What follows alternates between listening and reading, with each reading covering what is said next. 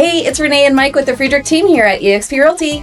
Yeah, and we're so excited to finally come back to you via video. Yes, it's been a minute other than reels and, out in the field kind of stuff. But we're committed to 2026 being our year of video again. So you'll see us more in your inbox. Hashtag goals.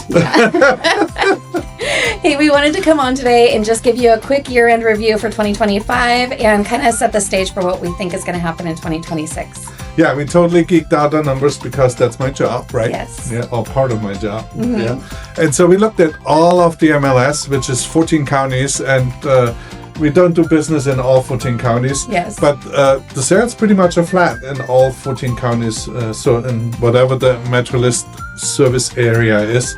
But then we focused on the 4 main counties that we do really business in. Yeah, Sacramento, El Dorado, Placer, and a little bit in Yolo. So we pulled out those 4 counties, and there were a couple interesting things. Again, the number of sales was almost completely flat. We were up like 1%. Yeah, almost 1% actually. Almost 1%, yeah. I think it was 18,300 and somewhat versus 18,300 and somewhat, right? Yeah.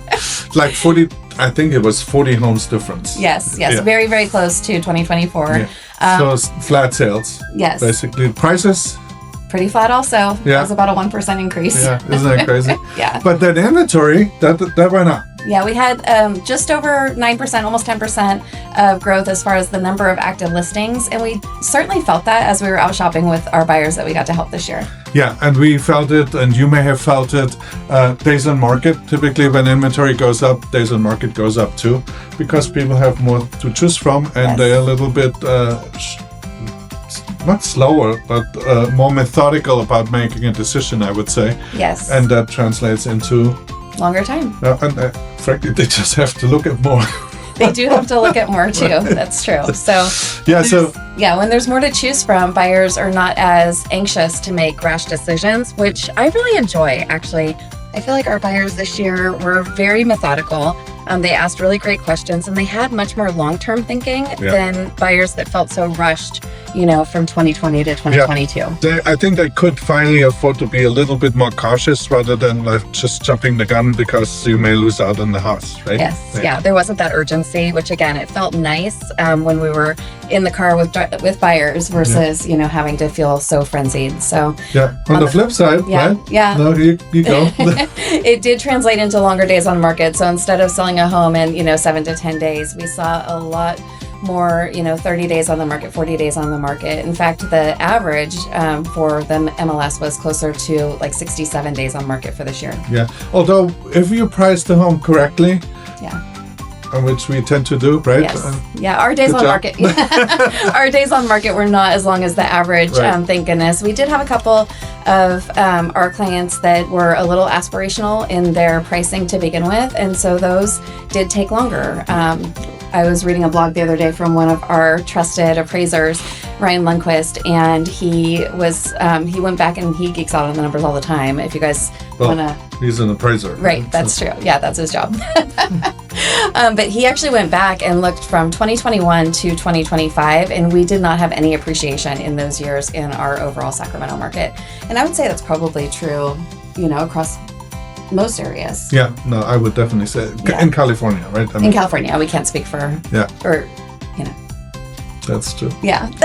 Well, let's look at the 2026. What do you think is going to happen? I think we're going to see more of the same as far as the reasons for people to move. So we don't have it'd be nice to just have a bigger house. We have oh my gosh, we're busting at the seams, we have to move kind of things happening, or, people outgrowing relationships, people outgrowing cities and saying, I'm going to go move to XYZ to get out of the busyness. And so I think we'll see people like really making moves because they have to, not necessarily just because they want to. Yeah. So we saw a lot of that this year. Yeah.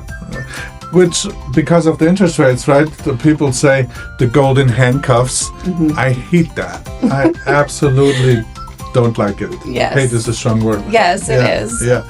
But it's true. I mean, we talk about it all the time that, we're so grateful that back in, 2011, when we moved up to El Dorado County from Sacramento, we were looking back, we're grateful that our house wasn't worth what we had paid for it because it kind of forced us to keep the house. And now we've got a lot of equity. Right. So, and similar with the low interest rates, right? Yeah. So you may not want to get rid of your interest rates. So don't turn your home into a rental, because with low interest rates, you have possibly the chance to get close to break even, if not even a small cash flow if you rent it out, because which is unheard of in California, right? Yeah, because I mean, hopefully you have a fully amortized loan, right, where you're not just paying interest.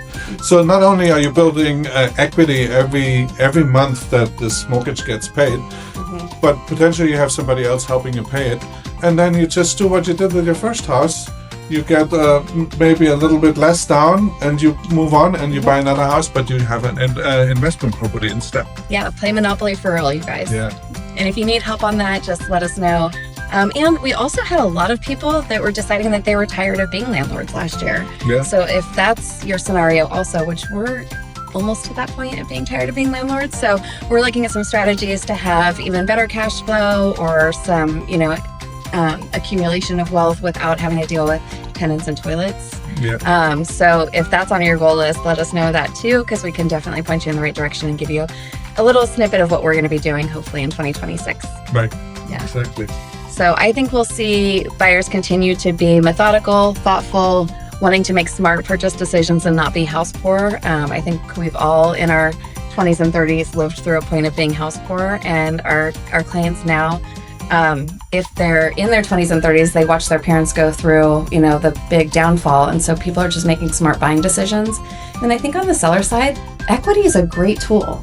So if you aren't 100% happy in your house, and maybe it doesn't make sense to keep it as a rental, I think we'll see some good activity on our sellers' behalf this coming into 2026 as well. And I think if you're currently renting and you're thinking about buying, don't be house poor, but also don't delay building your own equity and participating in the real estate market if you could technically afford the payment, right? Absolutely.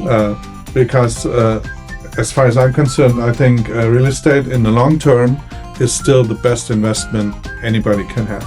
It's so refreshing to hear him say that, because I had to drag him to the closing table when we bought our first house. Yeah. So there's always one person that's going to be more excited about the purchase than the other. And just know we're here to guide you all along the way. If you are renting and you're getting this, or if somebody shared it with you, reach out to us. We've got a great first-time home buyer guide and kind of playbook that we'll put into effect for you. If you're in your first home and you're like, oh my gosh, we bought this house when we were first married and now we have 2 kids and another one's on the way, and you're just busting at the seams, we love helping you get into that next home as well. And oh my gosh, the downsizing thing, you guys, we had the pleasure of helping so many folks downsize, move out of state, or move into a 55 plus community this year. And it was such a joy to see them really. Absolutely. Especially if you need to, if you just can't do the stairs anymore.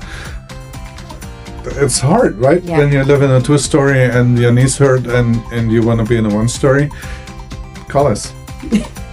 I'm so glad I'm in a 1-story. Me too. All right, you guys, I'm sure there's much more that we could talk about. So if you have specific questions about the 2026 market or anything that happened in 25, we are always here for it. Give us a call, text, message. Yeah, and if you actually end up watching this all the way to the end, then you heard my story about the 1-story. So if you come in 1-story, between all the people that come in 1-story, we'll raffle off a $20 Starbucks gift card. Sounds good. Right? Yeah, copy on us. Well, if you didn't watch to the end, you wouldn't know about what I'm talking about. Yeah. All right, you guys, Happy New Year. Thank you for entrusting us with your real estate needs in 2025 and years past, and we look forward to many more adventures with you all in the future. Thank you, guys.